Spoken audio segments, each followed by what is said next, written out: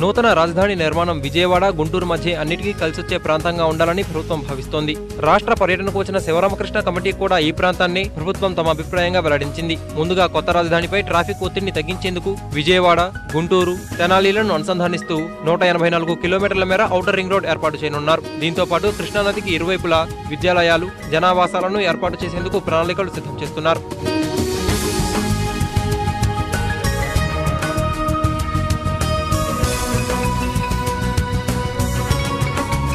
కొత్త రాజధాని అవసరాల కోసం ప్రత్యేకంగా 30 టీఎంసీల నీరు కేటాయించాలని భారీ నీటిపారుదల శాఖ కేంద్ర జలవనరుల సంఘానికి ఓ లేఖ కూడా రాసినట్లు సమాచారం. నూతన రాజధానికి ఎలాంటి ఇబ్బందులు తలెత్తకుండా ముందుగానే కేంద్రానికి ఈ ప్రతిపాదనలు పంపినట్లు విశ్వసనీయంగా తెలుస్తోంది. ప్రభుత్వ కార్యాలయాలు విడివిడిగా కాకుండా అన్నీ ఒకే చోట ఏర్పాటయ్యేలా ఓ నిర్ణయానికి వచ్చినట్లు సమాచారం.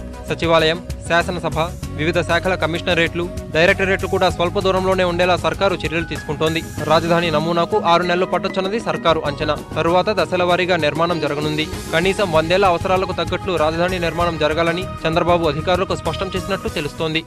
బిట్వీన్ కృష్ణా అండ్ గుంటూరు అయితే బాగుంటుంది అని ఒక ప్రపోజల్ అనుకున్నాం. రాయలసీమలో లాస్ట్ జిల్లాకి, ఉత్తర కోస్తాలో లాస్ట్ జిల్లా శ్రీకాకుళంకి ఈక్వల్గా ఉంటుంది. విశాఖపట్నం కలకట్టా పోయేది కానీ, ఇటు చెన్నై పోయేది కానీ, అటు ఢిల్లీ పోయేదానికి కానీ that is a junction. Train యొక్క ఫెసిలిటీ తీసుకుంటే ఆ ఏరియాలో బెటర్గా ఉంది. ఎప్పుడైనా ఒక క్యాపిటల్ కడితే first water is very important.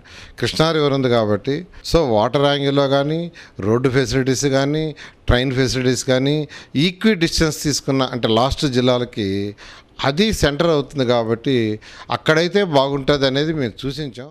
రాష్ట్రంలో 12 స్మార్ట్ నగరాలు ఏర్పాటు చేయాలని కూడా కేంద్రాన్ని కోరారు. ఒక రాజధాని నిర్మాణంతో పాటు ప్రతి జిల్లాకు ఓ స్మార్ట్ సిటీ ఏర్పాటు చేయాలన్నది రాష్ట్ర ప్రభుత్వ యోచన.